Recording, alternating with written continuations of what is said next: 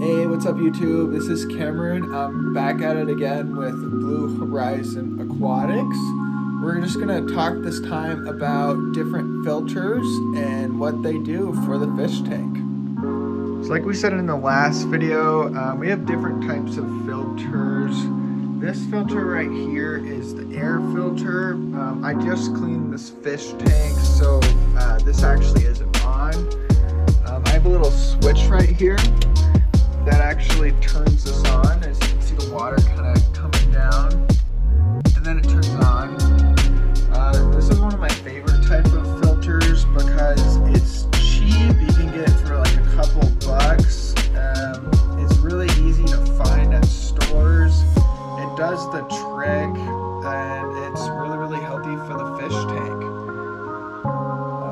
Also, things that you want to keep in mind about this type of filtration is a lot of the time I've actually had a couple animals try to get inside the top part right here because I didn't have this lid part. But if you have no lid on top right here, I would just recommend not putting like a lid or something. Right here it's fine because there's plenty of oil and stuff. But when I was starting off, I didn't have this plastic part right here, and as you can see, fish can actually get stuck in here, same as snails or algae, so just make sure to put a cover on it. And what this filter does is underneath, the water flows through, goes through this sponge part right here, the black part, and what it does is it filters through, goes up the middle, and what I really like about this filter is the fact that it has a bunch of bubbles, which is great for a bigger tank especially because it has good airflow and it has a bunch of health benefits for the fish, like including stuff like oxygen. It promotes better growth for plants because it has better oxygen flow with that, and also on top of that there's less algae. As you can see in this tank, there's like 0 to no algae in this tank. And with bubbles, what they do is, especially at the top, as you can see up here, if there's a bunch of flow right here, it's a lot less likely that you'll have algae buildup on the side as well. So I'm a huge fan for this. Again, you can have multiple sizes for this type of tank and this type of filter. You could have like one small one, you could have big ones, or even medium sized ones. So this is the air filter one right here. So again, lastly, this is the air filter, or also called the canister filter. So it has different names, but you can find it pretty much at any pet store. Now we're going to go to the internal filter. So this is this guy right here. As you can see, my pothos plants are growing up top. This filter is great because you can measure the type of water percentage that you want. So right here is a little dial. You can have a little bit, have a lot. I always just put on max because I have a bigger tank and it doesn't really matter. But what's nice about this is it has multiple types of filtration. The first one being the carbon. So this is actually like a little bag that you can just pull out, and the carbon is actually inside of here. These are like little carbon rocks, and with the carbon, it filters out the different types of stuff that it goes through. So the medium, it filters out the different medium, and it makes the water much cleaner. On the very bottom, you can't see it, but it also has a sponge filter on the bottom. So this is really nice because just for the canister filter, that just has one type of filtration system. It just has the sponge. But this one, I mean, it really depends on what kind you have, but the kind that I have is a sponge as well as a carbonation filtration. So it's a double type of filtration. So here's another one. I used to have this when I had a smaller tank, but now that my tank's much bigger now, I don't really have a need for it, especially when I have multiple filters. But this is just a basic air stone. The air stone isn't necessarily a filter, but however, it does make the algae go away more, and it also makes the tank have more airflow. And a lot of tanks, when they're starting off, especially if you just have fake plants, I would highly recommend having an air stone, because with an air stone, what happens is a lot of the fish, they need air, especially if you have a bunch of them, or if it's like a small aquarium, they need air. So if you have a bunch of air, like right here, for example, lots of airflow, also airflow with these plants. If you have a bunch of airflow, it promotes extra growth. So with that being said, it reduces algae, it reduces stress on fish, and it also just makes the tank look better, because I mean, I really enjoy looking at all the bubbles, and I think the fish also enjoy it as well. Sometimes I even see them kind of playing a bit, and to be honest, I think when you just have a bowl with no airflow, the fish get really depressed and bored. But this is more of a natural type of way, because you got to keep in mind, you got to do your research with where these fish are from. Both of these types of fish are actually, every fish in here is found in the Americas. So you have, you know, the little minnows that they look like tetras, but these guys are minnows. You just find these pretty much anywhere in North America. And then the tetras, which is South and Central America. And when you do your research about this, as well as I have some catfish, which are also kind of both areas, but when you do your research with your fish, you also can get a good understanding of what type of filtration you want. And these guys are actually found in little rivers. So they usually, not like really strong rivers, but little rivers in like the Amazon areas, Peru. They love like a little bit of filtration, as you can see right here.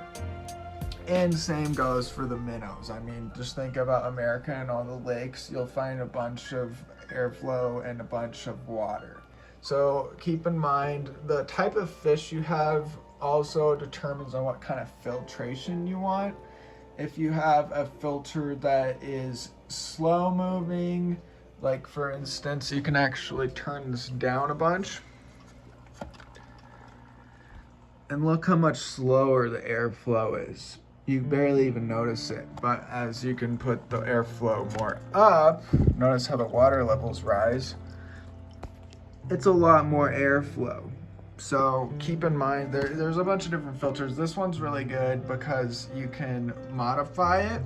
This one you can't modify, but because the fact that it's a big tank, it doesn't really matter as much for the airflow. So far we've talked about 3 different kinds of filters. The one being the canister filter, that's this one right here.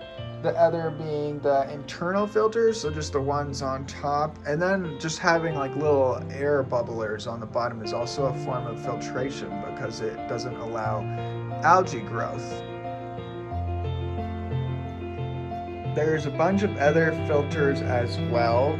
They have the sponge filter, which I sort of have. I have a couple of sponges, but they have designated just sponge filters, and these are typically just a giant filter that filters it through a sponge, and it just works by filtering out through the sponge. Pretty straightforward and easy to figure out.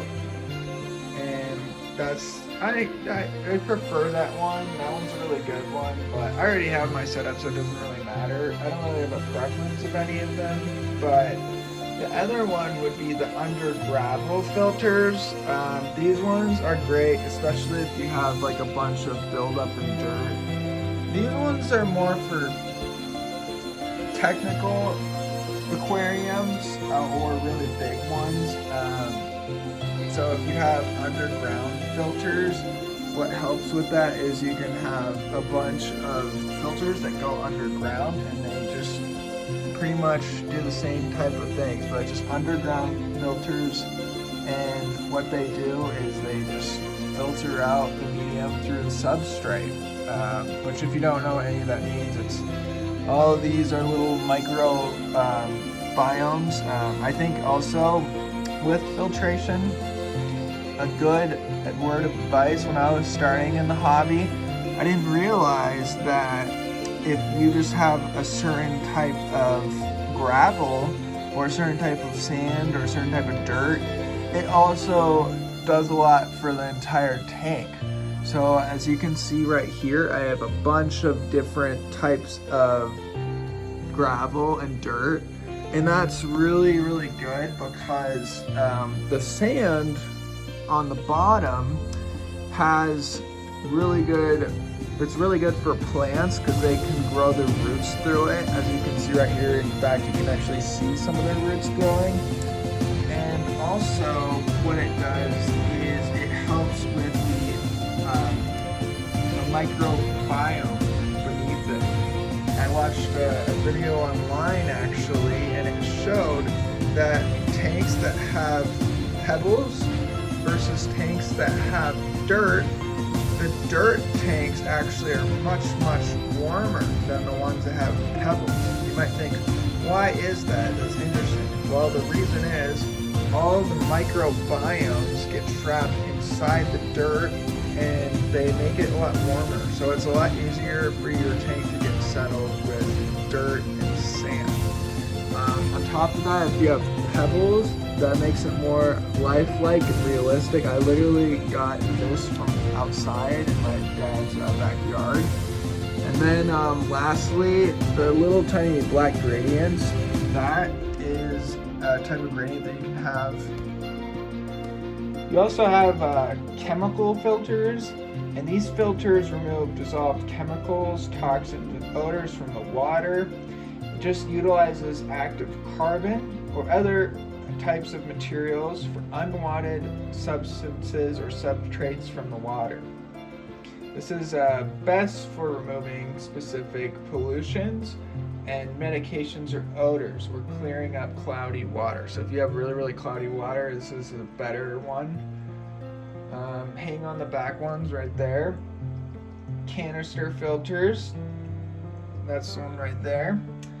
Sponge filters, again, I already talked about sponge filters. However, I highly recommend sponge filters as well. It's the one I do not have. Internal filters, so they're just compact filters that sit inside the tank, typically used for smaller or quarantine tanks.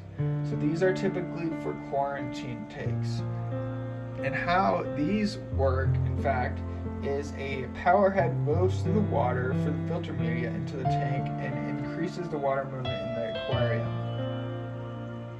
Oh yeah, one that I almost forgot was also UV sterilizers.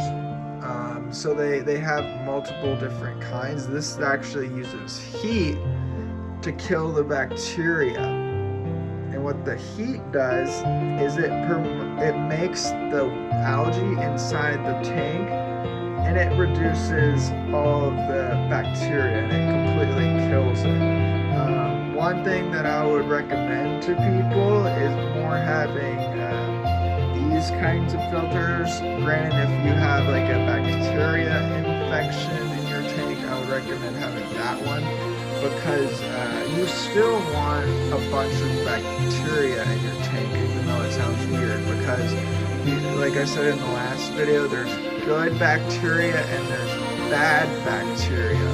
Now, the good bacteria, if you have those UV, like light and heat type sterilizers and filters, those are going to completely kill every single kind of bacteria. Now, whereas if you have sponge filters, air filters, the back filters, the bacteria can still flow through.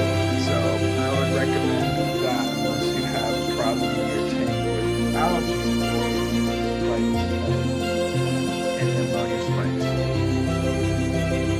Now, when you're choosing the right type of filter, it really depends on the size of the tank.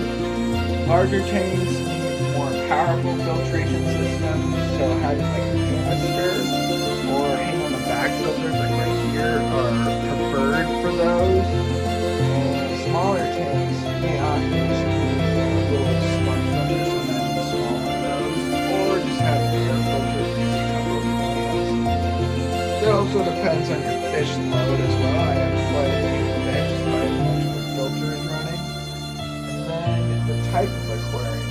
You know, freshwater tanks often have simpler filtration compared to saltwater tanks, which may need additional filtration and water in those tanks. And also, it depends on the type of fish. Like I was saying earlier, these guys prefer more air water flow, but not too much water flow. So it really depends. I covered most of the filters.